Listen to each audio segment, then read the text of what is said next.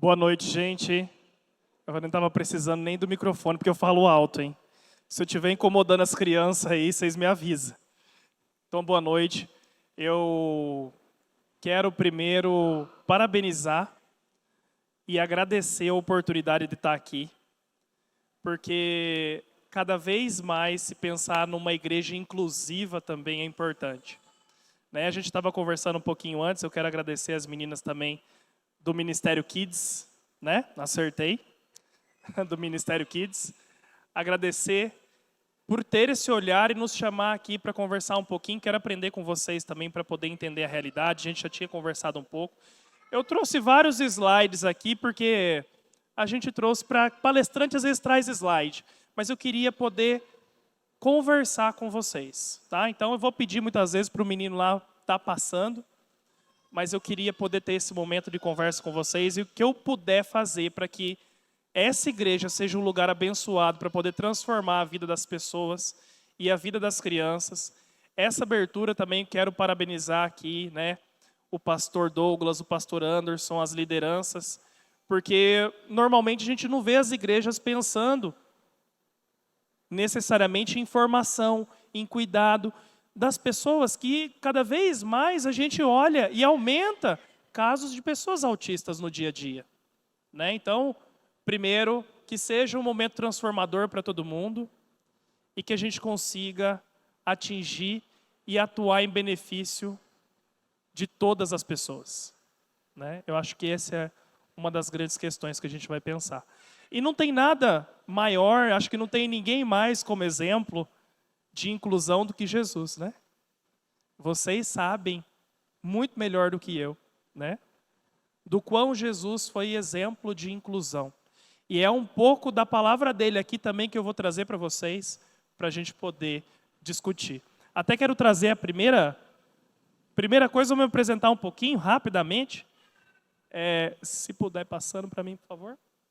Então, apresentações, eu sou psicólogo, eu sou diretor clínico da Abaqui de Desenvolvimento Humano. A gente tem hoje mais de 200 famílias com pessoas com transtorno do espectro autista. A gente atende todos os níveis. Eu, particularmente, tenho preferência de trabalhar com um nível maior de suporte. Acho que são as pessoas que mais necessitam e, normalmente, as pessoas em que tendem a ser colocadas em situações, muitas vezes, desrespeitosas, negligenciadas. Então, eu prefiro trabalhar com pessoas autistas nível 3. Vocês vão entender um pouquinho o que é pessoas autistas nível 3, nível 2, nível 1. E eu acho que essa discussão aqui vai ser muito importante, porque é o que a gente vem vendo no dia a dia. Nas escolas, tem um monte de professor aqui. Eu estava hoje de manhã, lá em Ibiporã, trabalhando para a inclusão de crianças autistas lá em Ibiporã. E o tanto de problemas que a gente tem na inclusão, eu acho que pensar no espaço comunitário, como igreja, em todos os lugares, eu fico tão feliz de estar aqui com vocês. É muito bom estar com vocês aqui nesse momento. Então, eu sou diretor de operações clínicas lá, eu tenho algumas certificações que são internacionais, mas títulos pouco importam quando a gente quer tocar a alma e fazer o melhor para as pessoas. Eu acho que títulos são provisórios, mas ninguém nunca esquece a forma como você trata o outro. Eu acho que isso é importante. Então, títulos são títulos. Próximo. E eu queria deixar uma mensagem, eu sei que eu estou aqui como um profissional, mas como eu falei para vocês, vendo o exemplo de Jesus e para quem eu vou falar, eu acho que seria muito legal trazer essa mensagem, porque Jesus, no meu ponto de vista, foi uma pessoa, assim a gente pode dizer, muito inclusiva. E ele diz assim: deixem vir a mim as crianças, deixem vir a mim, deixem vir a mim. Olha o que vocês estão fazendo, vocês estão deixando a todos virem até a igreja. As pessoas que têm comportamentos desafiadores, difíceis, que ficam rodando na sala, que muitas vezes a gente não entende, que vem aqui na frente, que às vezes chora, que tem um comportamento difícil. Vocês estão fazendo a missão que Jesus lhe deu para vocês. Deixar vir aqui, vir a Ele e não as impeçam. Hoje, o que a gente mais encontra na nossa sociedade para pessoas autistas são alguns impedimentos. Desde acesso a tratamento, e eu sei muito bem disso, porque eu sou diretor de uma clínica, desde como que vai para um shopping, desde como que vai para a igreja, né? Então, o que vocês estão fazendo em nome das crianças, das pessoas, está muito de encontro. Pois o reino dos céus pertence aos que são semelhantes a eles. É interessante, eu que trabalho com pessoas autistas me ensinaram como o amor não precisa de palavras. Isso é muito interessante, eu não sei explicar para vocês, não tem na ciência isso. Mas o amor que é transmitido quando é genuíno de fato, seu em relação a eles, muitas vezes não é falado, porque vocês vão ver que pessoas autistas vão ter dificuldade, muitas vezes na fala. E aprendi com muitos clientes, pacientes que eu tenho, que o amor não precisa de palavra. O amor é muito mais do que falar, né? O amor é uma experiência também, para quem convive com essas pessoas.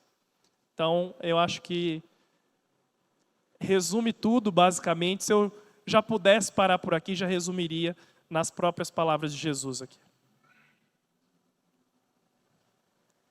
A gente vai falar um pouquinho. Quem aqui conhece pessoas autistas? Convive? Né? Acho que a maioria das pessoas aqui. Eu comecei a trabalhar com autismo basicamente há 10, 11 anos atrás. E quando comecei, a gente via poucos casos. Eu comecei mais porque eu tinha interesse em desenvolvimento de linguagem. Como que o comportamento humano funciona em questão de linguagem, de fala. E aí, quem mais precisa desenvolver fala e linguagem? Pessoas autistas. Porque um dos déficits das pessoas com transtorno do espectro autista é um déficit na fala, na comunicação. E alguns outros a gente vai ver aqui também. A gente vai falar um pouquinho desses comportamentos difíceis que muitas vezes as pessoas podem ter no dia a dia. A gente vai falar também sobre crises comportamentais que essas pessoas podem ter. Vocês já presenciaram o que a gente chama de crise? E eu vou confessar para vocês, aqui dentro do ambiente da igreja, é muito comum a gente ter pessoas autistas que, quando os pais vêm e trazem, pode ser que elas enfrentem crises, não porque não estão bem no ambiente, mas porque é um ambiente que tem, às vezes, som alto, às vezes a temperatura, mais pessoas que às vezes ela não é acostumada. Então a gente está numa situação em que já podemos pensar que pode acontecer. Não é? Então eu trouxe um pouquinho isso para vocês, tá? Então, podemos passar. O que é, então, o transtorno do espectro autista? A gente fala hoje transtorno do espectro autista, tá? O transtorno do espectro autista é um transtorno do neurodesenvolvimento. Isso significa que tem questão neurológica envolvida. A gente sabe hoje que boa parte é hereditário, é genético. Por variações genéticas, muitas vezes o pai deve ter alguma alteração genética e a mãe pode ser que tenha alguma alteração genética. Só que o pai não fecha o diagnóstico, a mãe também não fecha o diagnóstico. Mas pode ser que os dois juntos, na criança, essas modificações genéticas, sim, pode ser que fechem o diagnóstico. E pode ser também que nenhum dos dois tenha.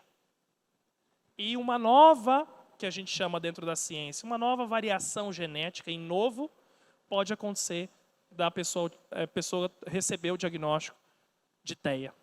Né? Então, existem múltiplas causas e condições que levam ao transtorno do espectro autista. Tá? Muitas vezes as pessoas perguntam, mas é por conta do agrotóxico? Mas é por conta das telas? Hoje a gente sabe que o aumento também está correlacionado com a melhora no diagnóstico. Porque antes, quando há 10, 11 anos atrás, eu não tinha a possibilidade de falar na igreja. Se falava-se muito pouco. Então, muitas vezes aquelas pessoas que já tinham algumas características do autismo passavam despercebidas. Ah, então ele é mais tímido, ele não fala com ninguém, não é? E aí, se você for ver, pode ser que a pessoa tinha características do transtorno do espectro autista. Por isso que a gente fala espectro. Basicamente, espectro porque é um termo guarda-chuva. Tem pessoas que vão precisar de muito mais suporte e outras que vão precisar de menos. Vocês devem presenciar aqui na igreja. Pode ser que tenha um que tem um suporte um pouco maior, não fala, anda nas salas, às vezes não consegue ficar paradinho, sentadinho. E pode ser que tenha um que já fala, ele participa das atividades, ele tem um pouquinho de dificuldade de interação. São níveis e suportes diferentes. Ok? E na nossa vida a gente tem nível e suporte diferente num monte de questão nossa, né?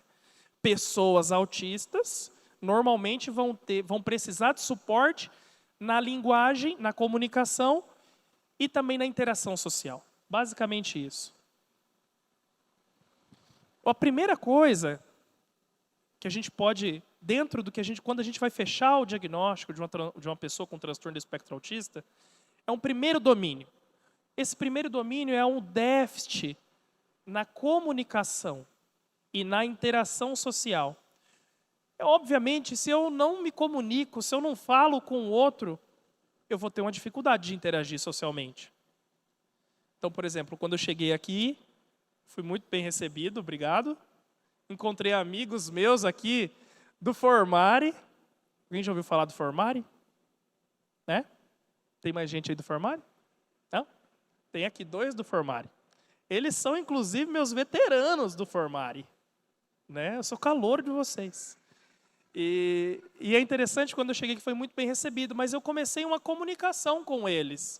Primeiro, o que possibilitou a minha interação social com eles foi que, primeiro, eu consigo falar. Se eu já tenho uma dificuldade na fala, eu não sei se já ficaram rouco alguma vez. Bastante. Eu tive uma vez, em 2022, que a clínica estava crescendo, acho que foi psicológico, não lembro o que foi, eu fiquei 3 meses sem falar. Assim, não saía nada de voz. Aí eu falei, vou ter que arrumar um jeito de falar. Aí o que eu fiz? Baixei um programinha, que eu uso para as crianças que às vezes têm dificuldade de falar, um programinha no celular, que às vezes a gente tem que fazer, a gente faz isso na clínica, tá? Se a pessoa tem dificuldade de fala, a gente ensina uma comunicação alternativa. Nós temos que dar voz para as pessoas, é isso que a gente faz, é para isso que, né, a gente trabalha. Então, basicamente, eu instalei aquele aplicativo lá no meu celular e, às vezes, eu ia falar com as pessoas, não saía tudo da voz, eu ia lá, abria meu celular e tentava falar por ali. Mas o quão era difícil, isso dificultava a minha interação naquele momento. Então, imagine se você ter, desde muito novinho, uma dificuldade na comunicação. Se você tem uma dificuldade na comunicação, vai ser difícil você criar amigo. Vai ser difícil você entender. Pessoas autistas vão ter uma dificuldade de entender, por exemplo, as leituras. Então, por exemplo, eu olho para vocês, eu sei que quem está mais engajado comigo, quem que não está, para onde que eu tenho... Consigo entender pelos sinais. Os pastores mesmo são mestres nisso, né? Na oratória, porque é um instrumento, a linguagem é um instrumento para poder atingir o coração das pessoas e mudar a vida das pessoas. E vocês devem fazer isso muito bem. Então, olha o quão a linguagem é importante. E pessoas autistas normalmente vão ter dificuldade na linguagem. Mas tem uma outra coisa que as pessoas autistas pode ser que tenha dificuldade também, num nível maior ou menor, que são em padrões restritos de interesse, de atividades. Pode ser que a pessoa, ela gosta só de ficar rodando. Pode ser que a pessoa tenha um interesse numa atividade específica. Eu tinha um paciente, por exemplo, que ele gostava muito do Bob Esponja no tablet e ele ficava por horas. Bob Esponja, cabeça quadrada. Bob Esponja, cabeça quadrada. Bob Esponja, cabeça quadrada. Naquela parte do vídeo. Qual que é o problema disso? O problema disso, obviamente, é que a pessoa passa muito mais horas na atividade no interesse restrito do que interagindo socialmente. Por exemplo, as pessoas falam muito hoje em dia, é a tela, é o celular. Hoje a gente sabe que o celular, telas, os vídeos no YouTube não tem uma correlação com o autismo, mas pela minha experiência prática, peguem a tela e deem para um nenenzinho. Eu já vi carrinhos, por exemplo, já com celular desde muito novinho, sabe, com tablet assim. A criança, se ela não tem acesso àquele monte de estímulo audiovisual, ela normalmente tende a querer começar desde muito novinha a se comunicar, a fazer contato visual. Se tem um estímulo, por exemplo, ela vai ficar lá no estímulo, recebendo passivamente aquele estímulo. E ela perde a oportunidade de se comunicar. Então, as telas, no meu ponto de vista, ela atrapalha o desenvolvimento infantil. E imagine assim, você está andando, já devem ter passado por isso, obviamente. Vocês pegar o celular de vocês vão no calçadão, passa os amigos do Formare querido, que eu não vejo faz tempo, mas eu estou lá no meu celular, vendo algum vídeo, algum stories, eles passam do meu lado, eu perco a oportunidade de interagir. Então, a grande questão das telas é basicamente essa dificuldade. Né? Então, é uma das questões que a gente também alerta muito para os pais, que as telas elas têm uma relação com atraso no desenvolvimento infantil. Não é que as telas, o aumento de tela, a pessoa, então vai ser autista porque usa tela, não tem nada a ver com isso. Mas imagina se você já nasce com algumas questões genéticas que te promove a mais ficar olhando estímulos visuais de interesses restritos do que interagir socialmente. Então você perde a oportunidade de desenvolver a fala, a linguagem. Normalmente, pessoas autistas também podem ter movimentos motores repetidos. Pode ser que as pessoas balancem as mãos, os pés. E pode ser que esse movimento motor também impeça dela interagir socialmente. Então, para a gente poder dizer que uma pessoa é autista, basicamente ela tem que ter um atraso de fala, de linguagem, de comunicação e padrões de interesses restritos e repetitivos. E aí vocês vão ver nos maiores níveis possíveis, assim. Então, vocês vão ver, às vezes, nível 3. Pode passar um pouquinho?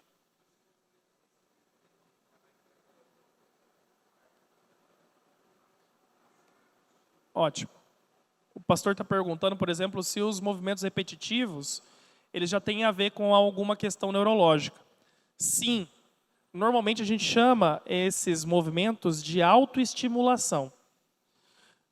E tem a ver com a parte do cérebro, com certeza. Todo mundo faz, todo mundo se autoestimula.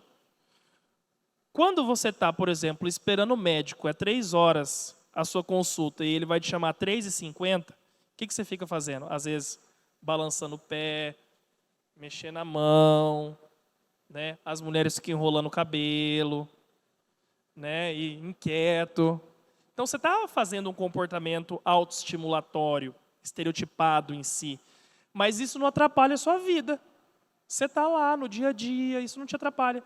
Para pessoas autistas, pode ser que ela só fique nesse movimento e atrapalhe a interação com os outros. Né?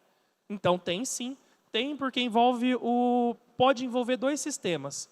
Um sistema do prazer, pode ser que o próprio movimento das mãos, pelo próprio movimento das mãos, ou o movimento que eu faço, gere por si só um prazer, no sistema límbico mesmo. Ou pode ser que eu faça isso para aliviar alguns desconfortos internos. E é difícil de saber.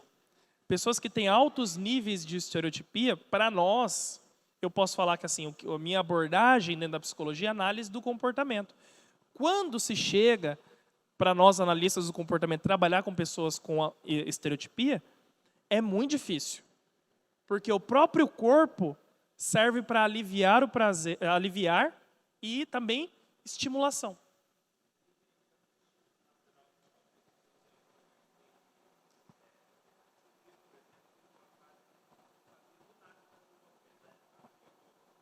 Uhum.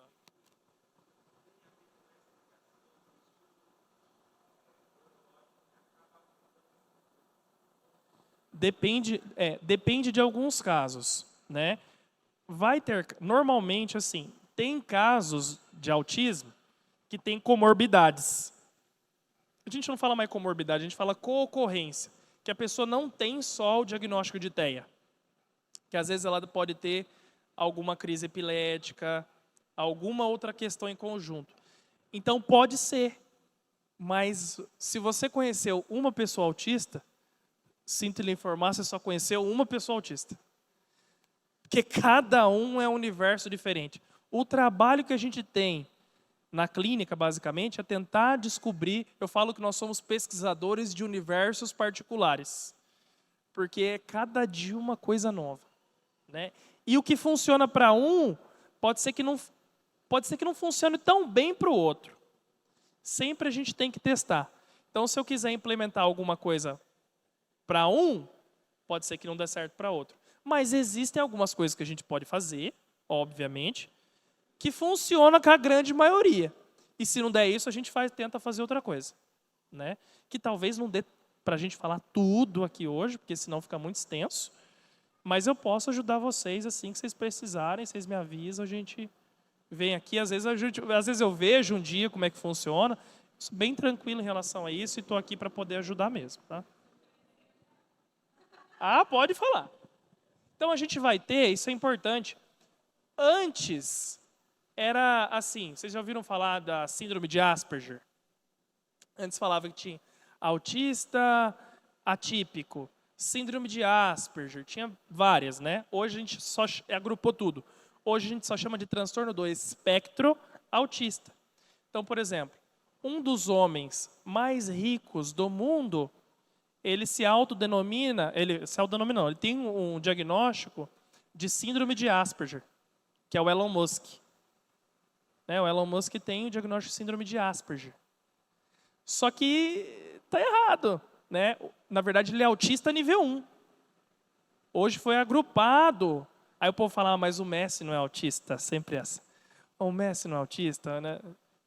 Nunca teve diagnóstico, tá? E ele também não entra nisso na infância. Mas ele tem interesse restrito, né? Não sei se teve atraso na fala e na comunicação. Aí a gente teria que entender. Mas, de tudo aquilo que eu falei para vocês, atraso na comunicação, dificuldade na comunicação, e mais os padrões repetitivos de interesses restritos, essas pessoas vão precisar de mais suporte ou menos suporte. E cada um é cada um. Então, vocês vão ver ali um arco-íris, mais ou menos assim. Basicamente, o nível 3 precisa de muito suporte, ou o que a gente chama de suporte substancial. Então, essas pessoas, eu tenho muitos na clínica, que ela não zero fala. Normalmente, quando o mais velho entra para se trabalhar, mais difícil desenvolver linguagem. A gente sabe hoje que até uns 7 anos de idade, se a pessoa entrou para tratamento com 7 anos com 0 de linguagem, para a gente ensinar ela a falar é muito difícil. Pode acontecer, mas é muito difícil. Com 7 anos para trás, desde muito novinho, a gente tem uma na clínica de 10 meses. Que eu estou fazendo rastreio agora. Eu tenho um que eu dei alta faz uma semana. Ele começou com 2 anos. Ele está com 9. Cara, é incrível, assim, não falava nada. Hoje, ele não deixa de ser autista, mas a qualidade de vida que ele tem, ele quase não precisa de suporte. Então, muitas pessoas falam, olha, ele perdeu o diagnóstico, Não, ele continua sendo autista. Eu falo muito na clínica, e na verdade, assim, o milagre lá é diário. Cara, você olhar e receber um abraço de uma mãe que deixava o filho, tinha que deixar o filho amarrado e trancado dentro do quarto durante 10 anos, e ele está conseguindo ficar em clínica feliz, relaxado, engajado, e ela vir te abraçar, cara, não tem, para mim, é um milagre aí que acontece. Né? Eu falo para os meus terapeutas lá, cara, nós não podemos perder o milagre diário que acontece. Que é diário. É todo dia um milagre na sua frente. E a gente faz acontecer, e vocês estão fazendo, fazem parte disso também.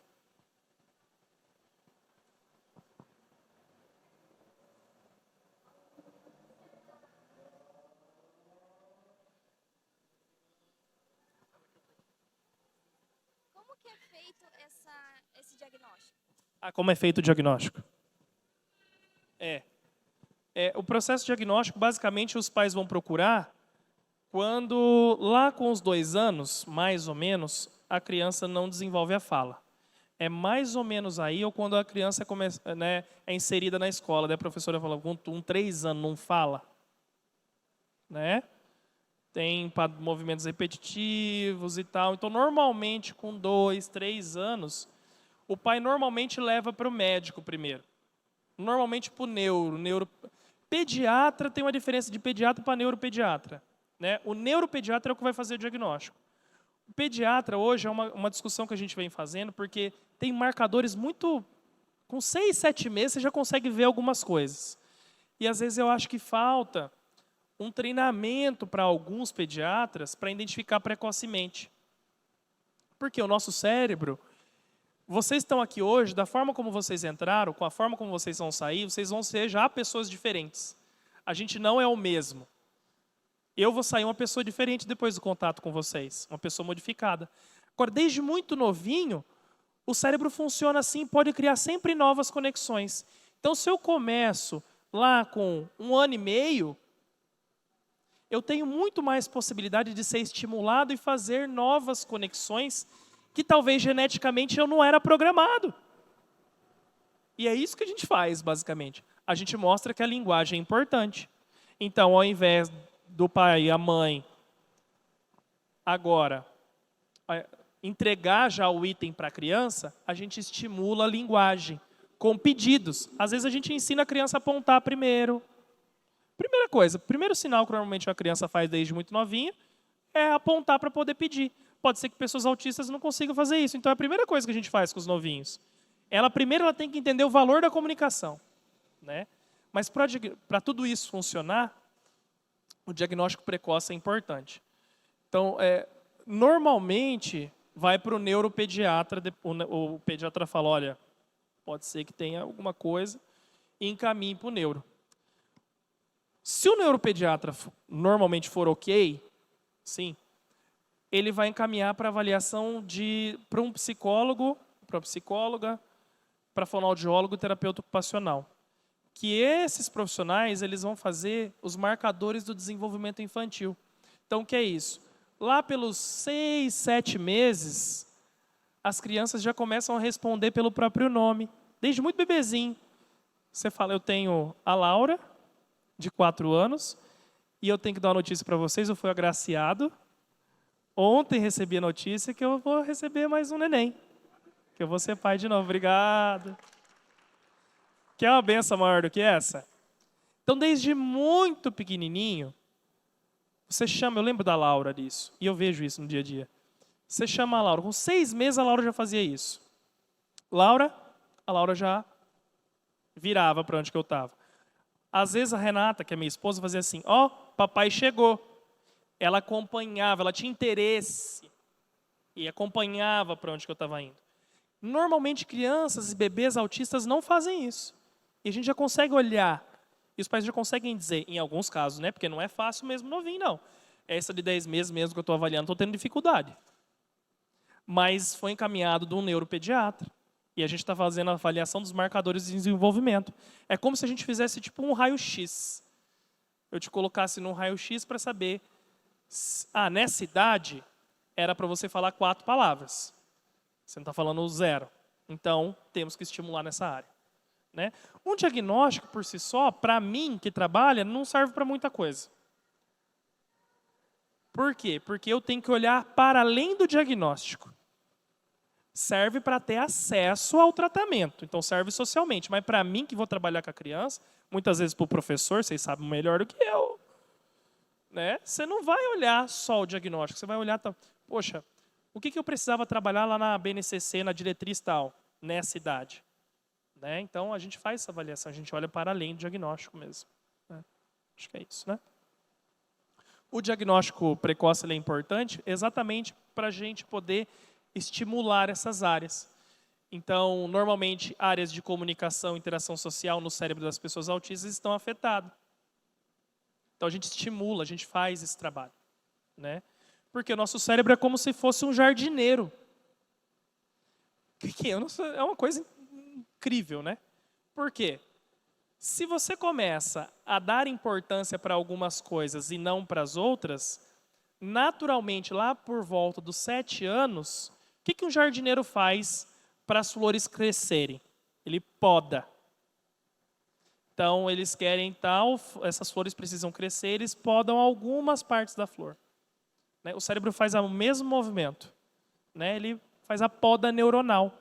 Lá com 7 anos tem uma poda neuronal bem importante, que se a gente não dá valor, aquela pessoa ainda não conseguiu ganhar o valor da comunicação social, pode ser que o cérebro fale, pode essa área, e fique difícil depois para poder ensinar essa pessoa a vir se comunicar, a vir interagir socialmente. Então, normalmente, os que chegam na clínica com 7, 8, 10 anos, se você não fala, o que você começa a fazer para ser entendido? Comportamentos que a gente chama desafiadores. Então, o comportamento desafiador é uma forma de se comunicar. Normalmente quer falar assim, eu quero isso. Né? Eu quero a atenção da minha mãe. Eu quero acesso à sala específico.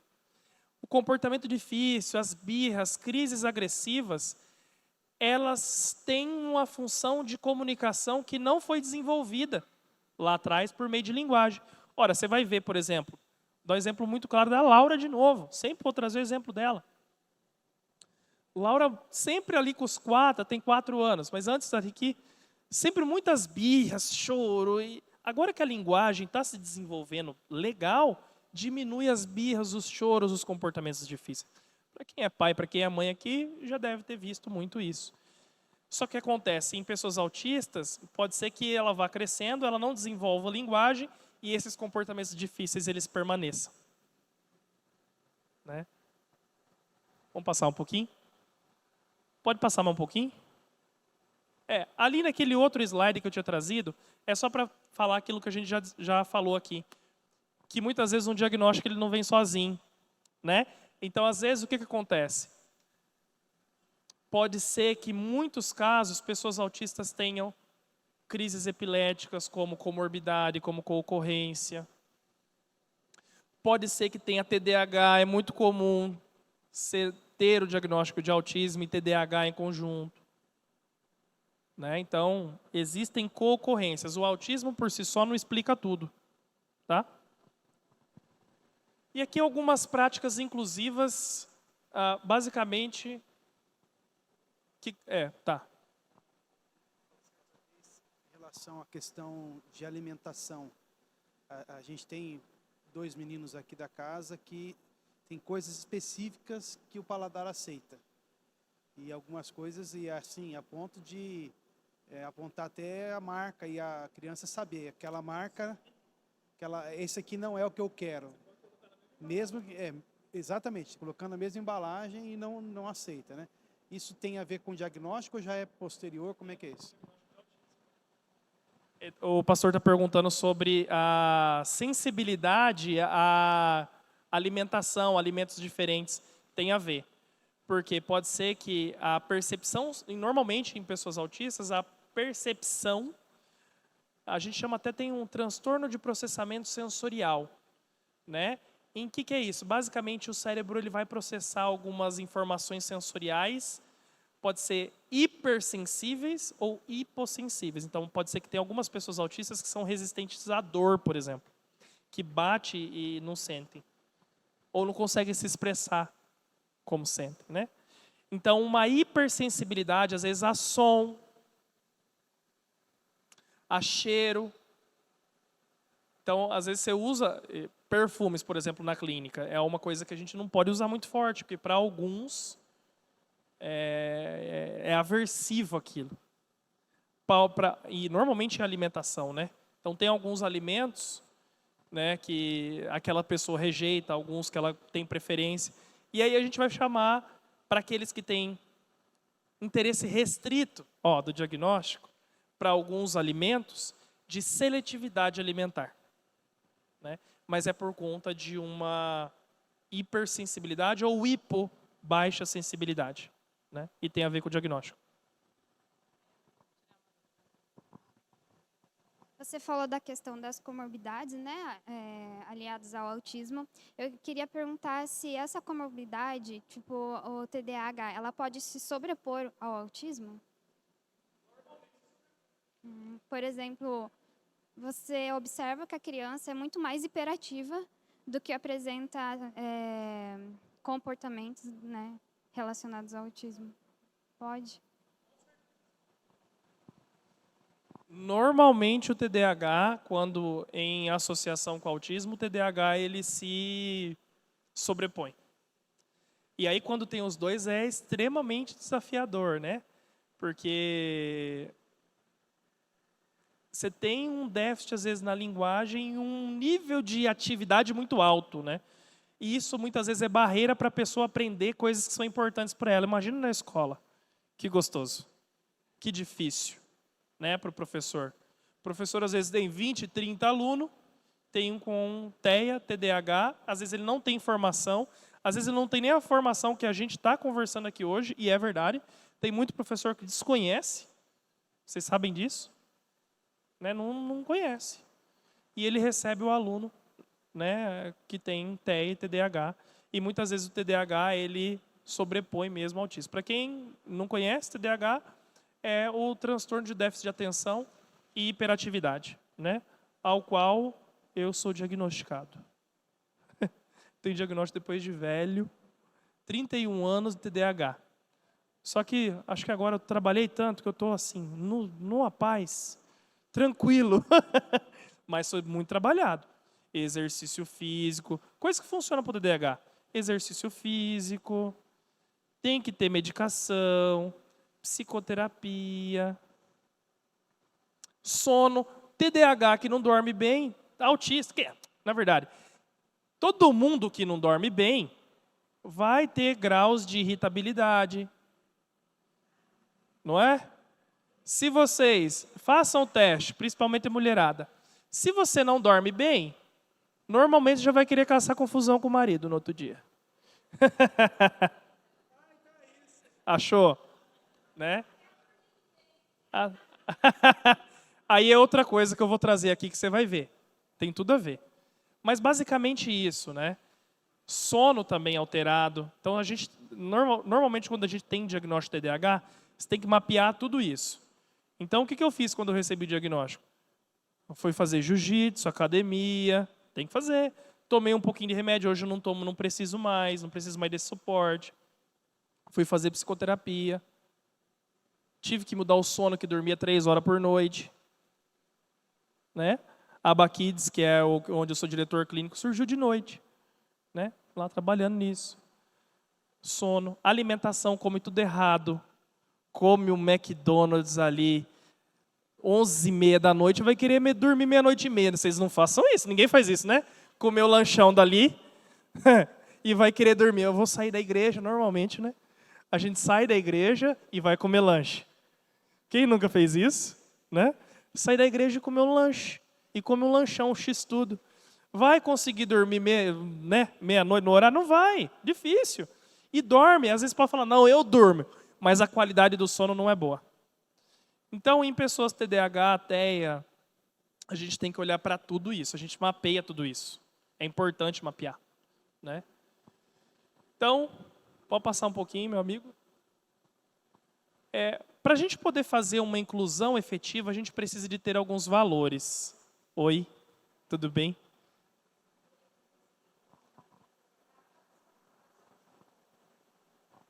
Sintomas do TDAH, né?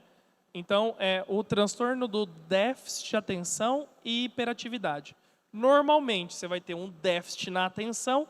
O que é isso? Normalmente, essas pessoas estão falando uma coisa aqui com você, aí passa o carro lá fora, ou um pensamento acelerado, e aí você esquece de ficar no momento presente. E com o H, e normalmente essas pessoas vão ter dificuldade de organização, e isso depois de velho também, não acho que não tem os TDAH aí perdido, não. Depois, muitas vezes, dificuldade de se organizar, começa projeto e não termina, começa as coisas e não termina nada. E tem o H envolvido, que é a hiperatividade. Pode ser que essas pessoas... Pode ser que em criança, basicamente, apareça mais a hiperatividade, que não consiga parar sentado, fica se remexendo na cadeira, a professora fala, ele não para. Aí você fala, não, o nível de atividade está muito alto, o motor é muito alto. Então, hoje, a gente chamaria isso de TDAH. Obviamente, existe, se a gente fosse falar só de TDAH, existem também níveis, né? Leve, moderado, grave, né? Tem alguns TDAHs, assim, que sem medicação, sem um plano de tratamento para o cara não consegue fazer nada. Atrapalha a vida dele em tudo. E alguns TDAH têm impulsividade. O que é isso? Uma dificuldade no controle inibitório. O que é controle inibitório? A gente aprende muito desde pequeno, a mãe começa a falar assim, não.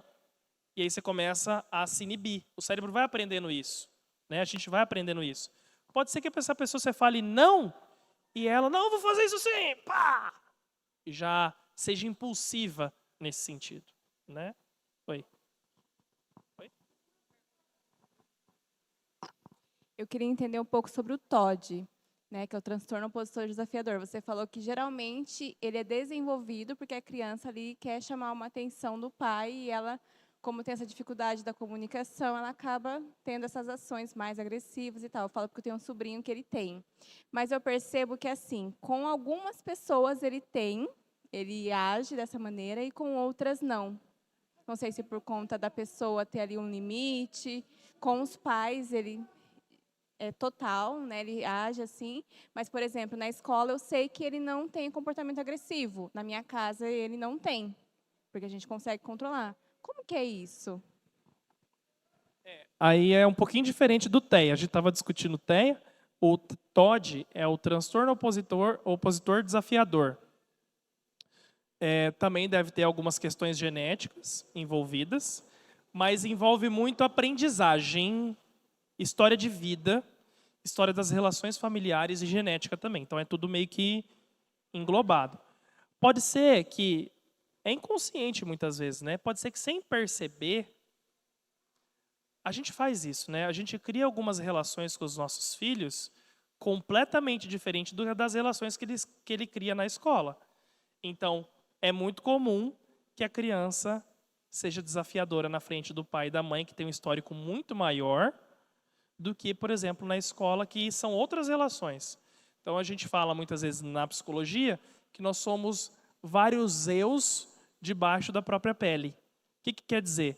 Eu com vocês aqui como palestrante, como pessoa, sou uma pessoa. Com a minha esposa eu tenho uma outra relação. Com a minha sogra eu tenho outra. Né? Com a minha sogra eu tenho outra. Né? Então, eu tenho várias relações. E acontece por aprendizagem. Então, pode ser que no histórico de vida, alguns comportamentos naquela relação foram selecionados e são mantidos pelo meio familiar naquele ambiente, mas na sua casa não, porque existem outras relações de poder, de hierarquia, de valorizar outras coisas. Então, é muito individual também, né? Então, mais ou menos isso. Beleza? Então, para a gente poder fazer uma inclusão efetiva de pessoas neurodivergentes em geral. Esse é um termo neurodivergente, é um termo abrangente, que vai englobar essas pessoas com TEA, TDAH, TOD. Tá? Esse é um termo mais atual nesse sentido. Primeira coisa é um foco na pessoa, né? Então, se vocês conheceram uma pessoa autista, vocês só conheceram uma pessoa autista, vocês só conheceram uma pessoa neurodivergente. Não dá para comparar. Primeira coisa. Ninguém é igual a ninguém. Então, porque já viram assim, as professoras que estão aqui, já viram? Ah, mas eu usei isso com o outro lá da escola e deu certo. Né? Foco na pessoa. O que é importante para ela? Né? O que ela valoriza? Quais são as atividades que ela gosta? Quais são, talvez, os interesses restritos dela? Será que às vezes eu não vou ter que trazer na igreja para poder aproximar primeiro, num lugar, os interesses e as preferências, para que depois eu possa incluir? É a primeira coisa. Quer incluir uma pessoa autista, vai nos interesses. Se você souber dos interesses e preferências daquela pessoa, você consegue fazer uma boa inclusão. Se você não se dedicar em saber das preferências e interesses, vocês não vão saber. E quem são os maiores professores daquela criança, daquela pessoa? Os pais. Normalmente, se você quiser fazer uma inclusão efetiva, primeiro você precisa conversar com os pais. São eles os professores daquela criança. Se a criança não consegue falar, né? Se a pessoa, o adolescente, ele não consegue dizer. Tem alguns que vão conseguir dizer. Ah, tio, eu gosto de RPG. Eu gosto de jogar Fortnite. Né? Eu gosto de... Né? Tem isso. Né? É só um exemplo para o pessoal que está aqui. Nós tínhamos 2 crianças no ministério e uma, com diagnóstico já, amava desenhar e pintar. O outro já não gosta de caça-palavras, essas coisas assim. Então, é um exemplo disso que ele está falando, né? Tipo, os 2 com diagnósticos mais diferentes, né? Então, isso é importante. Principalmente aqui, quer fazer a inclusão, tem que saber das preferências. Né? Então, às vezes, eu vou precisar trazer com as preferências, entender primeiro com os pais, e depois eu consigo, às vezes, aproximar. Então, antes ele fazia um desenho aqui, lá na salinha, não sei, eu não conhecia a salinha, depois eu quero conhecer, mas às vezes eu consigo trazer o desenho que ele gosta de fazer aqui mais próximo, ele consegue já escutar uma palavra, ele consegue já lidar com essas questões. Então, basicamente, o segredo é olhar para a pessoa e saber os interesses. É que, obviamente, a gente da psicologia é meio chato, né? A gente tem técnica para encontrar os interesses, e que não dá para entrar aqui agora, né?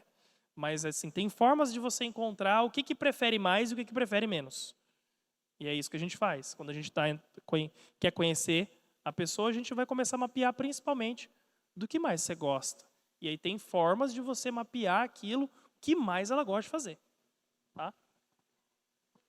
É importante a gente pensar na segurança também. O que eu quero dizer? Muitas pessoas vão enfrentar crises agressivas. Então a gente vai ter que olhar. Será que a salinha não tem algum objeto pontiagudo, não tem, né, algumas questões que pode, se tiver crise agressiva, pode machucar as pessoas e a própria pessoa? Então, foco na segurança também é importante. Tá? Um outro foco, basicamente, é a gente pensar na dignidade e respeito. Quando a gente olha para as preferências, para as necessidades, a gente está tratando a pessoa com deficiência, muitas vezes, com dignidade e respeito. Porque ao longo da história, as pessoas autistas foram colocadas em situações desrespeitosas, indignas, primeiro porque a gente não tinha esse espaço de debate. Então, a preparação que vocês fazem no dia a dia, aqui, basicamente, já é para ter um ambiente de amor, de compaixão, de respeito e dignidade. Né? Essa compreensão de todo mundo que está aqui, que vai passar, que são lideranças, né? E que pode passar para todo mundo. Isso é extremamente importante, por isso que eu falo, fico muito feliz com essa abertura, porque isso aqui vocês vão ter na igreja, não tem como escapar. Olha as palavras do próprio Jesus que ele trouxe para nós, não tem como. Né? Se a gente quiser fazer a missão de Deus em si, a gente vai precisar incluir todos. A palavra de Deus, vocês sabem dizer, vocês sabem bem, não é só para um, é para todo mundo. Né? O amor, a compaixão de Deus não é só para um, é para todos. Né? Então, Deus é inclusivo.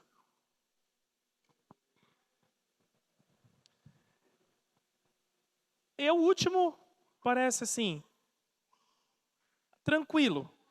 Criação de vínculo e relacionamento. É importante, mas você só vai criar vínculo e relacionamento sabendo quais são os interesses, se interessando pela pessoa genuinamente. Você vai, às vezes, a autista não gosta de toque. Eu tenho alguns lá na clínica, por exemplo, que eu faço cosquinha, cara. Ele me vê, ele fica maluco, que ele quer que eu jogue ele para cima, que eu brinque. E ele me chama. E eu sou diretor da clínica, então não estou sempre com ele lá. Mas eu tenho relacionamento com ele. Então, quando ele me vê, sempre é um momento divertido.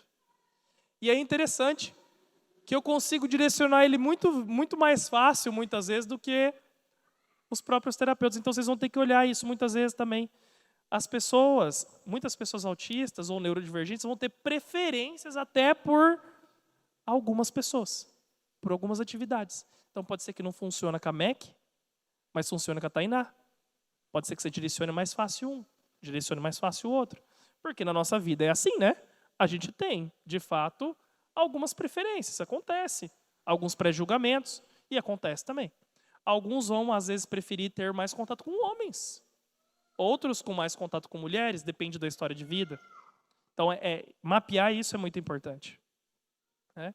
E criação de vínculo e relacionamento é extremamente importante para pessoas autistas. Você só vai criar vínculo e relacionamento com as pessoas autistas olhando os interesses dela.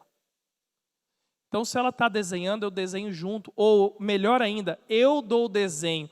Não sei, por isso que eu falo, o amor muitas vezes não precisa de palavra.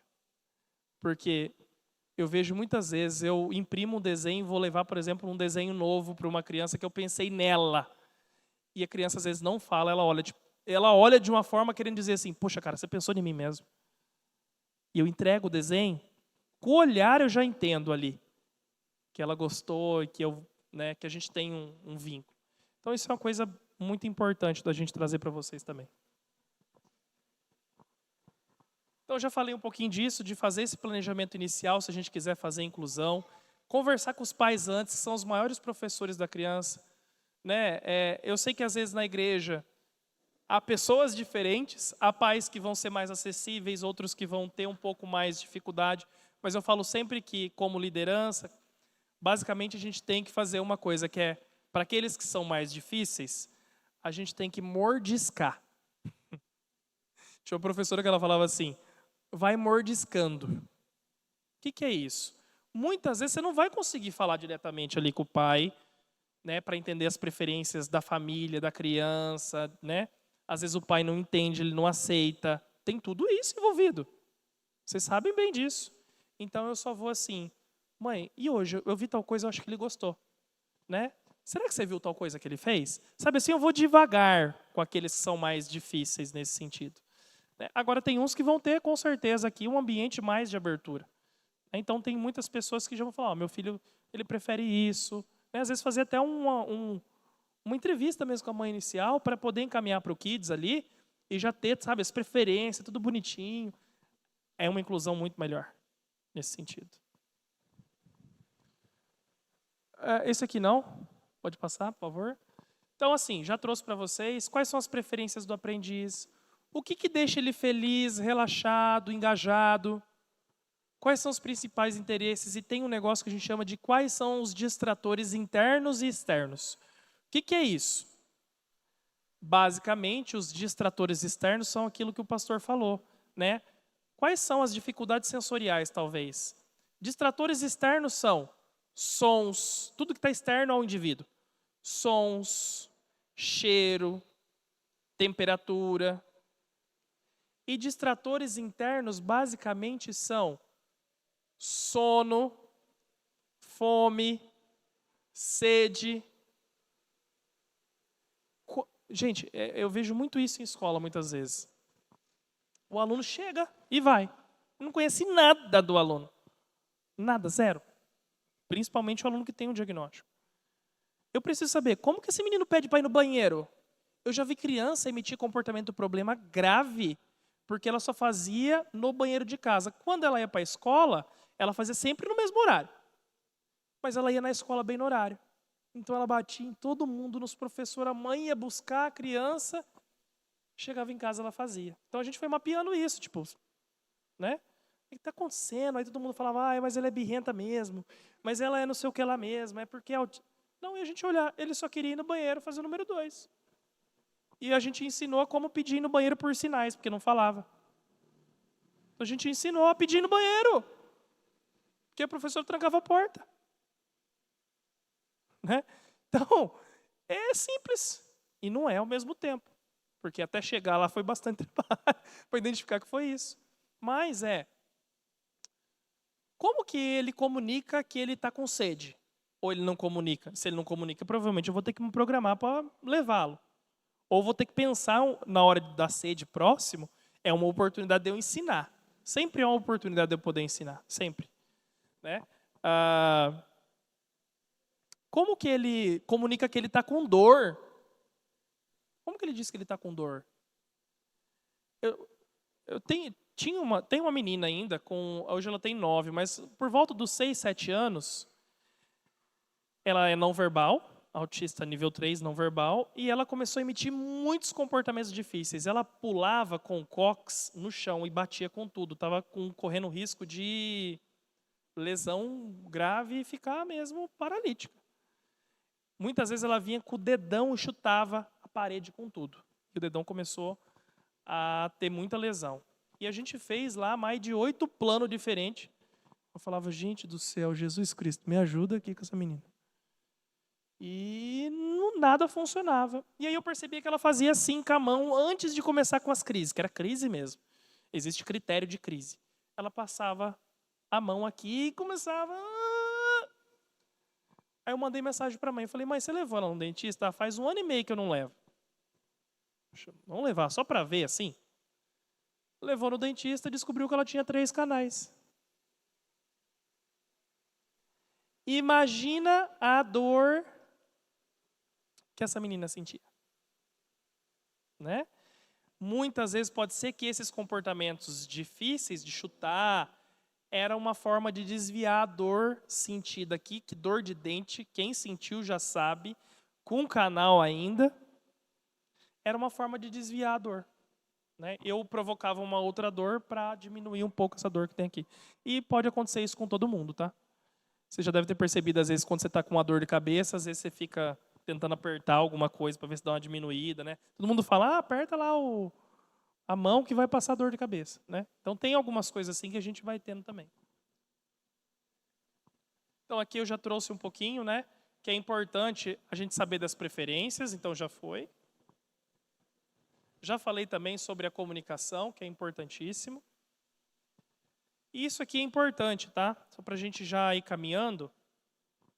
Como existe um déficit na comunicação, na fala, na linguagem, comportamentos difíceis, crises, podem ganhar uma função de comunicação na vida daquela pessoa, como a gente já falou. E a gente vai discutir um pouquinho daqui a pouco só sobre como que funcionam as crises comportamentais, para vocês terem ideia sobre isso e saberem, é importante. Pode passar. Pode passar também? É, bastante coisa. Aqui a gente vai dar alguns nomes para comportamentos que são difíceis, mas não vai ser relevante para o nosso ambiente aqui. Tá? Então, pode ir passando. Chega na parte do gráfico lá. Tem um gráfico. Pode ir seguindo aí, que eu vou falar. Peraí, volta um pouquinho. Esse aqui é importante. Esses são alguns casos que a gente costuma ter na clínica, que a gente costuma tratar também, tá? Não como dele, mas esse é um caso que passou no Globo Profissão Repórter, está no YouTube, eu esqueci o nome, não vai dar para passar agora, mas é um autista nível 3 que nunca recebeu tratamento e ele está amarrado com corrente há mais de 10 anos. A mãe é a única, ele usa mais de 10 medicamentos.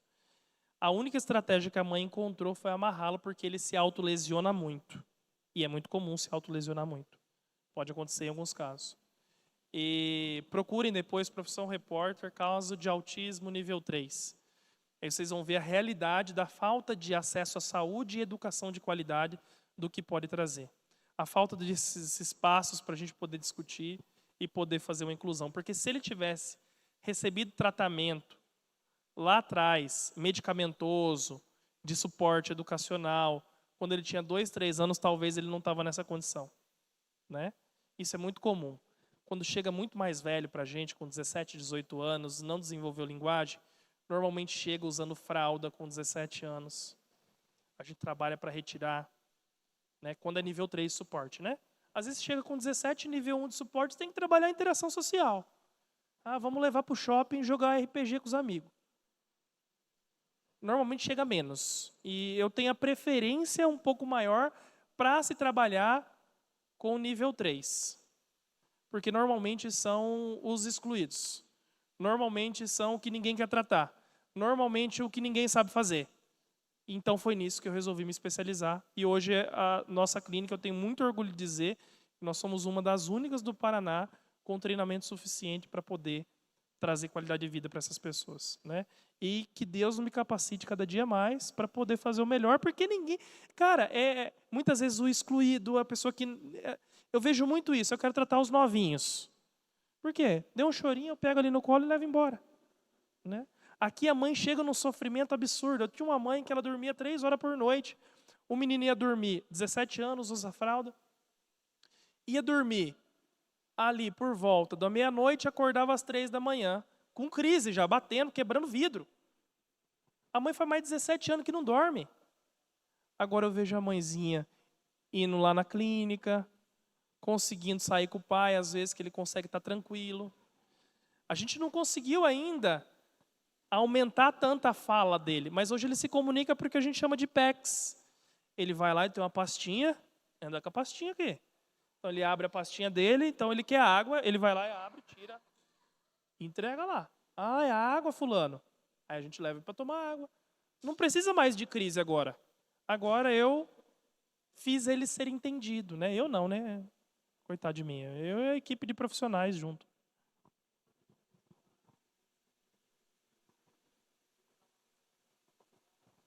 Ah, sim, muito comum, né? Como é que é o seu nome? Desculpa. Elis? Denise.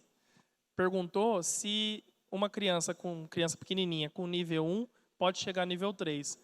Normalmente, nível 1, difícil voltar nesse sentido. É muito comum acontecer da pessoa já precisar de muito suporte em nível 3. Então, quando você é bebezinho, naturalmente você precisa de muito suporte mesmo, todo o tempo. Aí se você não fala, você precisa de mais suporte. É muito mais comum acontecer da pessoa talvez ser diagnosticada com nível 3 e com tratamento, às vezes precisa de medicação, mas mais tratamento comportamental mesmo, para pessoas autistas, mais tratamento baseado em evidência, assim, ouro é tratamento comportamental. Basicamente, ela vai começar a andar, a gente consegue ver isso, tem como medir. De nível 3 vai para nível 2 e de nível 2 vai para o nível 1. E é o que a gente faz, diminui o suporte. Não é que ela deixa de ser autista, você deixa. Quem tem hipertensão aqui? Achei. Ô, louco, velho! Novo! Ah, achei os hipertensos, os nervosos. Mas você deixa. Você toma medicamento, muitas vezes. Meu pai é hipertenso. Então, meu pai toma medicamento, faz exercício físico, aí vai medir a pressão, está sempre. Ele deixou de ser hipertenso? Não. Ele não deixou de ser, mas está controlado porque ele tem tratamento. Então, basicamente, a pessoa não vai deixar de ser autista, mas ela tem um tratamento que é efetivo e, às vezes, alguns vão precisar, talvez, só de 1 hora por semana, porque o tratamento para autismo são muitas horas por semana. A minha clínica, por exemplo, é como se ela fosse um contraturno escolar. Então, ela vai na escola lá 4 horas e ela vai na clínica 2, 3 horas por dia.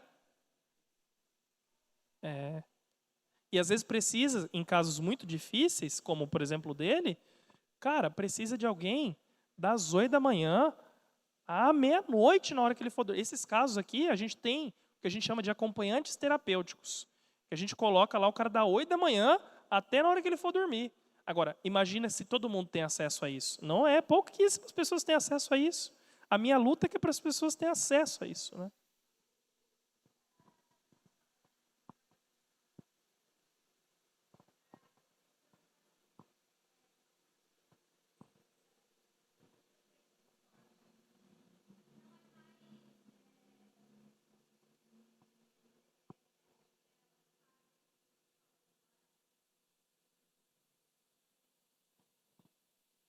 Depende, muitas vezes, da idade da criança.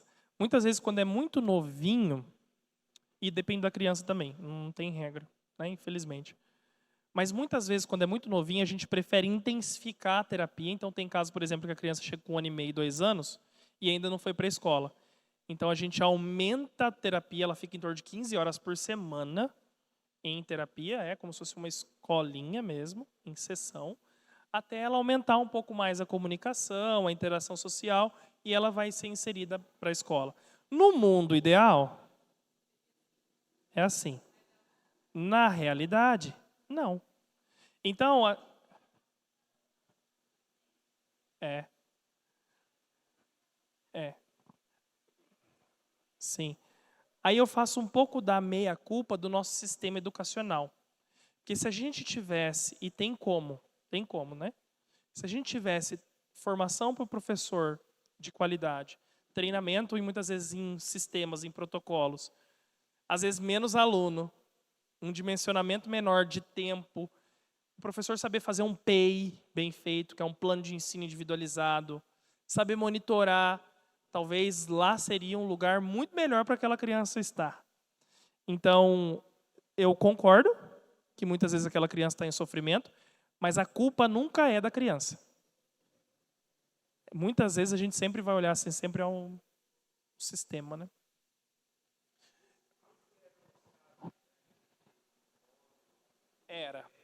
Era. Esses casos eram casos de internação, de manicômios, de camisa de força, muitas vezes. Por isso que quando eu falei aqui, sedativo, essas pessoas foram colocadas em situações indignas na história da humanidade inteira. Agora, em 90, tipo assim, o tratamento que eu trabalho é extremamente novo, tipo assim, de 87, né?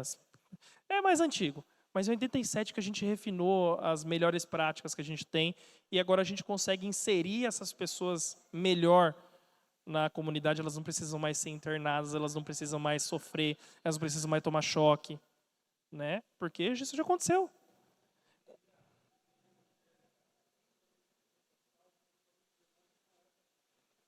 Eu queria que o senhor falasse.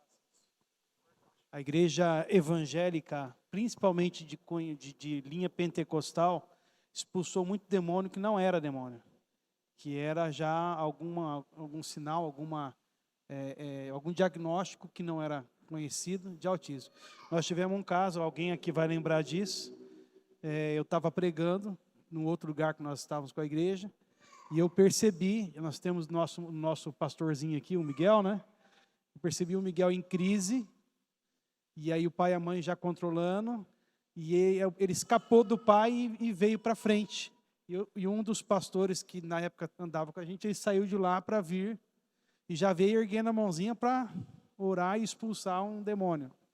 E aí eu pulei de cima da plataforma, no meio, falei, não vai lá, porque não é isso que você está pensando.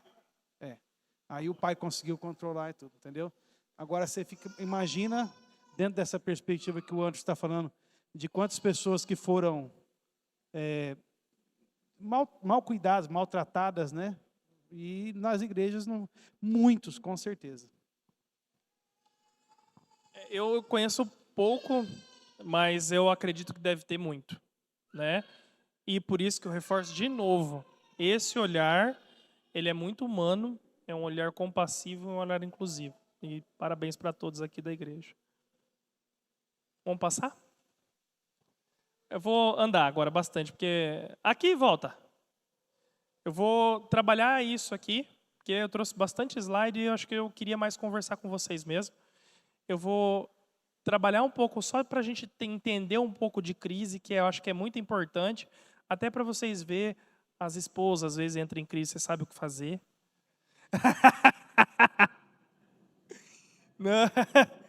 Não é? Mas só para a gente entender os ciclos das crises comportamentais, né? E depois a gente já vai encerrar. Mas basicamente, como eu falei para vocês, pessoas autistas enfrentam comportamentos que são desafiadores e podem evoluir para uma crise. Qual que é a diferença de crise para birra? Todo mundo pergunta, qual que é a diferença para crise e para birra? O ser contínuo. O que é isso? A agressão contínua é uma perca de racionalidade. Eu vou ficar dando soco, grito, contínuo, de maneira contínua, eu não paro. É como se a pessoa fala, nossa, ficou cego, fiquei cega. Já ouviu falar assim, nossa, eu fiquei cega. Eu fiquei tão nervosa que eu fiquei cega. Normalmente você teve um episódio de crise comportamental. Então vamos entender um pouquinho como é que funciona isso, porque pode acontecer muito em pessoas autistas e pode ter aqui na igreja, né? Eu sou instrutor também de um protocolo americano que se chama Gerenciamento Profissional de Crises. Então, basicamente, quando acontece muito lá na clínica, porque a gente tem esses casos, tem toda uma forma de você reintegrar o indivíduo para a crise novamente. E esse aqui é o primeiro passo quando a gente vai conversar com os terapeutas, mais ou menos para ter uma compreensão inicial, que tem técnica física que a gente tem que utilizar. Mas, basicamente, como que a gente pode chamar assim? O que é uma crise? Então, são esses episódios agressivos, autoagressivos, contínuos, em que se perde a racionalidade. A pessoa, por mais que ela não fale, a pessoa autista, por mais que ela não fale, você já vê que você olha assim, você conhece a pessoa, você vê que ela está num movimento normal dela. Ela está se movimentando motoramente, tranquilamente no local. Ela está num estado talvez que a gente pode chamar de calma. E vocês podem ver que tem um pico da montanha ali, né? Pode ser que existam alguns gatilhos, que são os distratores internos ou externos. Muitas vezes é falar, não, você não pode entrar nessa sala. E a pessoa não entende que não pode. Como que você vai fazer que ela entenda? Esse é o desafio. Porque tem sala que não pode entrar. Não pode entrar muitas vezes no púlpito do pastor, tirar o microfone dele e ficar cantando outra coisa. E aí você vai ter que falar não. E o não pode ser que gere a crise. E aí, o que nós vamos fazer? Né? Pode acontecer isso aqui um dia. Se já não aconteceu, né? Tem isso. Então, tem alguns gatilhos. Quando tem um gatilho, pode ser um, não, você não vai para a quadra agora. Vamos supor que seja isso. Não, você não vai entrar para a sala agora. Um não, por exemplo. Normalmente, existem alguns períodos de agitação. Então, a pessoa começa... Você vai perceber que há um escalonamento. A gente chama mesmo desse nome, de escalonamento. Vocês não vão perceber isso só em pessoas autistas. Vocês vão perceber em qualquer pessoa que vai entrar em ciclo de crise. Briga de rua, muitas vezes, no trânsito. Qual que é o gatilho? Às vezes é bater ou buzinar para o outro do lado. Aí o cara começa, pô, você não viu tal coisa? Pode ser que, o que aconteça? Se o cara conhece de gerenciamento de crise, e é da paz, e é de Deus, vai falar, não, meu irmão, tá tudo bem, vamos resolver da melhor forma, e eu vou desescalando. Aí pode ser que o cara fala, meu irmão, você bateu aqui no carro, não sei o que lá, não sei o que lá. E você fala, tô num dia ruim. Você começa a gritar com o cara. E aí, normalmente, o que começa a acontecer? A subir o tom. É o que a gente chama de agitação, aceleração do episódio de crise. Até chegar num ponto que a gente chama de pico comportamental. Normalmente, o pico comportamental é onde que acontecem as agressões físicas. Como vocês podem ver, isso não acontece só com pessoas autistas. Só que o que acontece? Acontece lá, sei lá, estou em casa, daí minha esposa falou, nossa, de novo a louça você não lavou. Né? Acontece. De novo a louça você não lavou. O gatilho para ela é esse, pode ser. Daí a gente às vezes fala, não amor, tá tudo bem. Né? Vamos tomar um vinho aqui, tranquilo. Um vinho não, porque eu estou dando na igreja, pelo amor de Deus. Mas vinha tranquilo. Vinha tranquilo, vai, passa. Deixa passar, foi um bom exemplo. Mas é isso que a gente faz lá em casa, tá, gente? Eu fiquei agora com vergonha. Mas basicamente isso. Então a gente desacelera. Mas pode ser que em alguns casos tem algumas pessoas que comecem a provocar ainda mais. Só que o que acontece? Muitas vezes a gente desenvolveu o que a gente chama de autorregulação. A gente sabe estratégias muitas vezes para nos acalmar e não entrar em pico para bater no outro. Dá vontade, você pensa, poxa, de novo eu combinei com esse cara não está de novo, esse cara está achando que eu sou empregada dele, esse cara acha que eu sou aquilo. Né? A gente entra, estou dando um exemplo prático para a gente poder pensar nas crianças. Tá?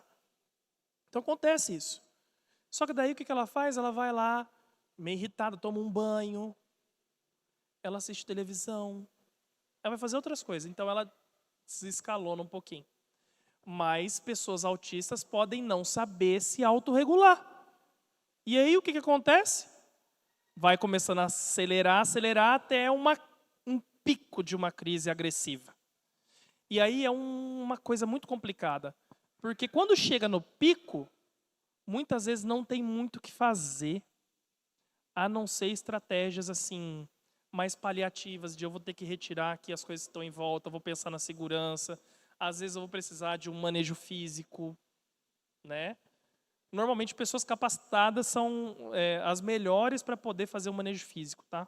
Então, mas às vezes o que eu percebo no dia a dia é que as pessoas em crise agressiva vão usar o que tem para tentar manter a pessoa em segurança, né?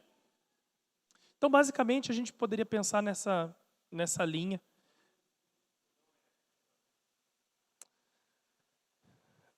Depende. Se você não souber fazer, pode ser. Você vai machucar provavelmente o outro e esse é um desafio. Esse é um desafio, né? Por isso. Então a gente costuma, então a gente já sabe quando a gente tem pessoas com crise, a gente identificou lá, lembra que eu tô falando tudo, conversamos com os pais, a gente identificou que tem crise, as preferências, tudo, a gente já sabe que tem crise. Então o que a gente faz? Vamos avaliar primeiro. Então a gente avalia em que momento que ocorre a crise, quais são os gatilhos, como que ele faz. Então primeiro ele faz, depois ele faz. A gente mapeia, escreve tudo isso, o que ele vai fazendo, porque se repete, é parecido o ciclo. Então a gente faz tudo isso. Só que a gente pede consentimento para os pais e às vezes até para a pessoa que em caso de pico a gente vai utilizar uma técnica de intervenção física. Mas aí eu tenho assim mais de 30 profissionais treinados com protocolos de intervenção física que não vão machucar, rápida, é feito com colchonetes. Em 3, 4 minutos, o cara que passava 1 hora, a gente consegue diminuir já e reintegrar para a atividade. Mas eu sei que são poucas pessoas que vão conseguir fazer isso, né? E no desespero os pais passam muito por isso. Cara, químico, as pessoas só quando eu vejo muito assim, no caso em que os pais não sabem fazer o manejo, e aí chamam os bombeiros, né, o CIAT, e aí quem faz isso normalmente administra é o CIAT. Com os protocolos que a gente tem hoje, não precisaria. Muito difícil chegar. Não? A gente tem casos que o cara ficava 1, 2 horas, a gente em 4, 5 minutos, só com as técnicas físicas a gente já consegue reintegrar de novo. E elas param de acontecer porque a gente já ficou mapeando tudo antes. Mas são poucas pessoas que têm acesso a isso. Né? E aí, depois do pico, o que normalmente vocês percebem? Vocês percebem que a pessoa fica um pouco... precisa, às vezes, de um tempo, ou fica mais letárgica. Tá? Então, a gente chama esse período de desaceleração. Até ela conseguir voltar para o período de calma de novo. Se a gente não identifica os gatilhos, os distratores internos e externos, esses ciclos eles ficam ocorrendo. Mais ou menos sempre da mesma forma. Tá? Então, perguntas? Algumas perguntas?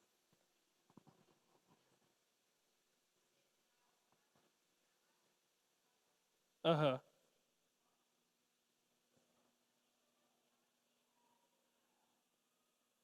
Exato. Mas é tudo uma questão de eu vou conseguir lidar ou não. É tudo uma questão de segurança. Há muito tempo na minha área, você falou de um termo técnico, que é reforço, da minha área. Né? Há muito tempo na minha área, se era recomendado fazer, tipo, ignora, não entrega não. Então, a minha linha é um pouco diferente. Minha linha vai muito mais pela segurança. Então, assim, se às vezes você observar no ambiente que a pessoa quer aquilo e que ela entra em crise grave e você pode ceder aquilo, é melhor que você ceda nos primeiros sinais do que ela chegar lá no pico. Porque normalmente, se você segura, é muito comum acontecer aquilo.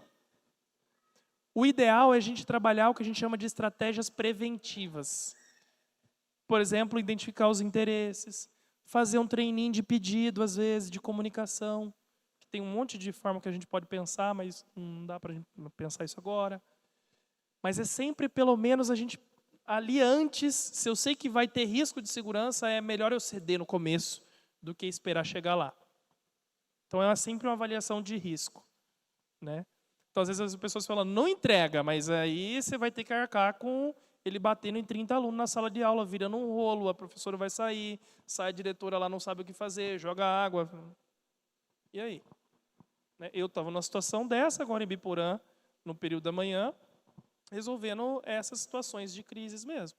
No município de Biporã, tem um projeto que a gente vai dar treinamento de gerenciamento profissional de crises para os professores. E vai ficar a gente conseguiu fazer isso.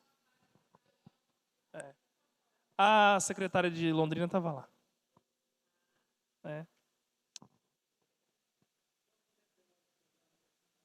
Oi? Para o treinamento? 3 dias. 3 dias.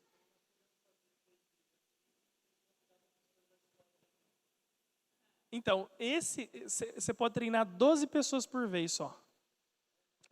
Tem que pedir liberação. Pode fazer. Pode ser feito. Pode organizar sim.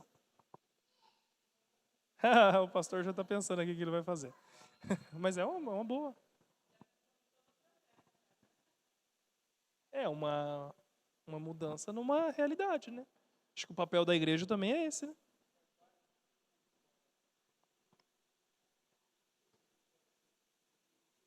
Sim, claro. Claro. Oi?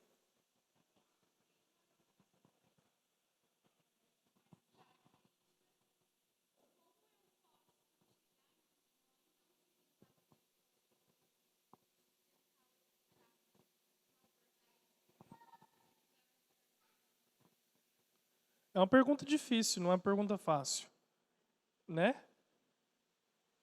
Eu acho que primeiro vai ter que ter um pouco do feeling de tentar entender daquela família se talvez, será que é um assunto difícil, fácil? Não sei, acho que tem que ter primeiro esse olhar. Mas é logicamente que nem sempre você vai conseguir fazer isso, você não vai conhecer o histórico da família. Então, por isso que eu falo, a gente vai ter que dar algumas mordiscadas para ver, né? Então, basicamente, você viu que ele fez tal coisa de uma maneira assertiva, né? Mãe, será que eu posso ajudar você em tal momento com ele aqui? Ofereça ajuda no começo, talvez. Né? Será que eu poderia ajudar? Se a pessoa já falar não logo de cara, é difícil a abertura. Mas às vezes eu tento de novo, né? Então, eu acho que não tentar falar de uma maneira que eu percebo muitas pessoas assim. Ele tem diagnóstico do quê? Né? De uma maneira muito incisiva. Então, por isso que eu falo assim, tentar ir antes, né? Será que eu posso ajudar com ele aqui? E a gente já percebe um pouco como que é a atitude da mãe, do pai naquele sentido, né?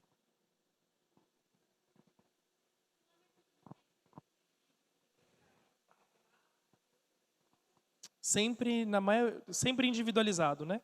Então, todo o mapeamento é individualizado, avaliação individualizada, plano de ensino individualizado, técnica individualizada, um terapeuta para a criança. Às vezes, a gente tem alguns grupos para desenvolver habilidades sociais. Então, a gente tem grupo de adolescentes que vão jogar RPG para desenvolver. A gente tem grupos, por exemplo, para prevenir bullying, cyberbullying, para os nível 1. Né? Como que eu vou lidar na rede social, que tem um monte de tema difícil? Então, tem grupos, mas são muito poucos. Todos não têm esse acompanhamento individualizado.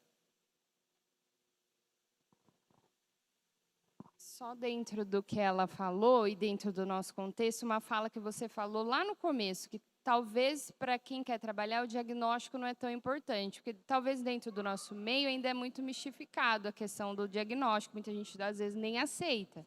Então, se a gente enxerga a criança dentro do que a gente está vendo aqui, do que a gente está buscando, a gente percebe, né, esses interesses, essas dificuldades, a comunicação, a gente, mesmo que a família não aceite, ou que a família não vá buscar um tratamento, um diagnóstico, mas a gente pode conseguir da melhor forma ali atender ela, né? Que nem a crise. Eu não tenho diagnóstico, mas eu me vi tendo crise ali, né? Mas é isso, a gente, mesmo que o pai ou a mãe tenha essa resistência, mas a gente pode ter esse olhar para a criança. Com certeza. Concordo. Temos mais?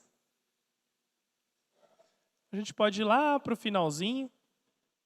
Pode ir lá, tinha bastante coisa, mas acho que o mais rico é a conversa que a gente tem sempre. Acho que teve bastante pergunta, bastante conversa.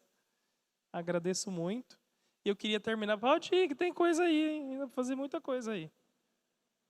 Aí.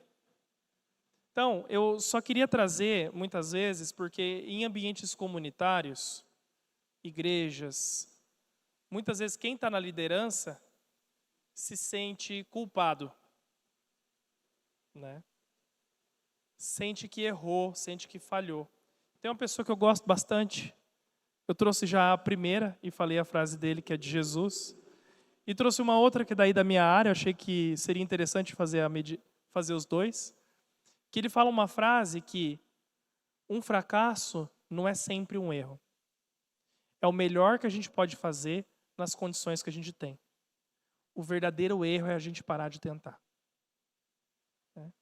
E obrigado por vocês estarem aqui. Muito provavelmente vocês não pararam de tentar, não pararam de pensar com amor e compaixão nas pessoas. Obrigado.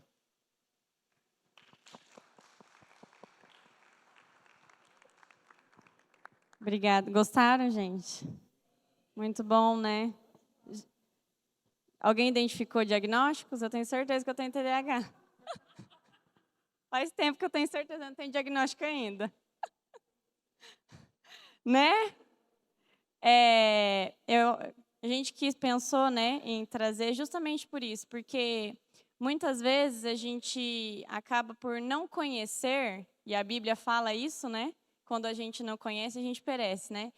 Às vezes, por não conhecer, a gente acaba tratando mal, né? Ou tendo uma conduta errada por não saber, né? Então, como o Maicon disse, isso vai vir mais. Por isso até que nós trouxemos os pastores, os líderes, né? O pessoal do acolhimento, porque a gente acredita que vai vir, gente. A gente que está dentro da escola, a gente vê que tem muitos casos. Comentei com o Maicon, eu estou lá na unidade em que eu trabalho, vai fazer 8 anos. Quando eu entrei, a gente não tinha alunos de inclusão.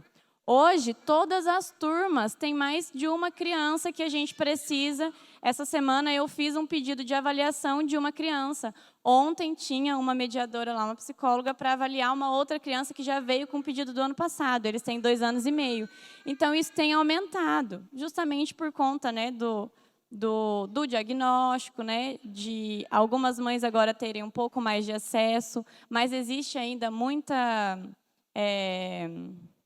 as mães ainda têm medo, né, muita resistência. E eu entendo como mãe, eu entendo, porém o Maicon colocou aqui como é importante um diagnóstico precoce, né, para trabalhar com a criança. Então, isso na escola, a gente tem buscado bastante trabalhar isso com os pais, né? Então, quando a gente identifica, a gente chama, a gente conversa.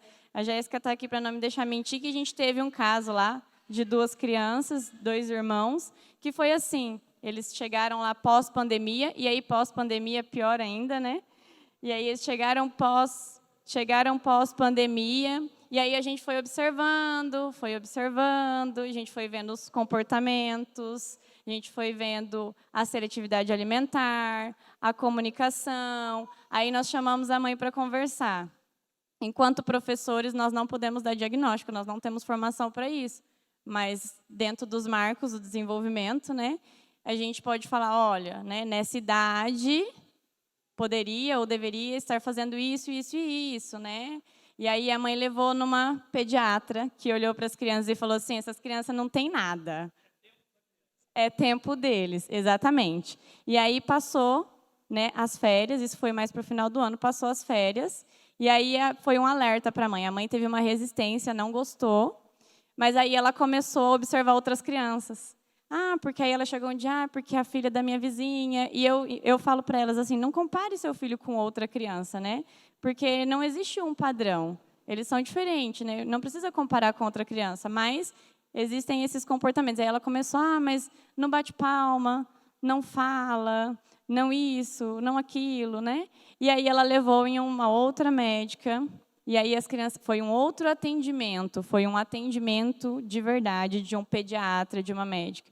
As crianças entraram, a médica olhou e falou assim, mãe, quando você abriu a porta, eu identifiquei. Eu tenho um filho, né? Ela falou, e eu identifiquei. Então, aí ela fez o encaminhamento e hoje eles têm 3 anos e eles fazem um acompanhamento e eles, em 1 ano, tiveram uma melhora no desenvolvimento, uma melhora na comunicação gritante. Então, são crianças que eu acredito que eles são de nível de esporte 2 ou 3, que provavelmente, logo, serão de nível 1, né, porque eles estão tendo esse acompanhamento. Então, isso é muito importante. E a gente quis trazer isso para cá, porque nós acreditamos que provavelmente virão, e aí virão os adolescentes, porque vocês viram que tem criança com diagnóstico tardio, né? E aí podem vir os adolescentes, os jovens. Nós temos aqui o Miguel. O Miguel, nível Sport 3, para eles entenderem, eu não sei. O Miguel é paciente lá na clínica.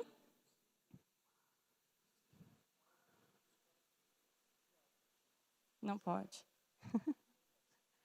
Mas o Miguel, para vocês, né, entenderem, ele é de nível Sport 3. Né? Inclusive, foi a Joyce que nos indicou o Maicon, né? Falou muito bem, por sinal, ficou muito feliz porque ele está vindo. A Joyce ficou muito feliz com isso que está acontecendo. E ela sempre fala para a gente, né, da importância do jeito que a gente recebeu o Miguel, do jeito que a gente recebe. E isso, gente, que a gente nem recebe da maneira que nós deveríamos. Né? A gente nem recebe da maneira que nós deveríamos. Agora nós temos um entendimento melhor e agora talvez nós poderemos, né, receber ele de uma forma melhor. Né? O Lucas também, o filho da Márcia, também é paciente lá. São 2 crianças diferentes, né? Foi aquilo que ele falou. O Lucas é uma criança que tem a comunicação, mas o Lucas já teve crise dentro da sala de entrar embaixo da mesa e ficar lá, e aí de ter que esperar um pouco. E aí, dali a pouco, ele saiu, sentou e voltou a fazer o que ele estava fazendo.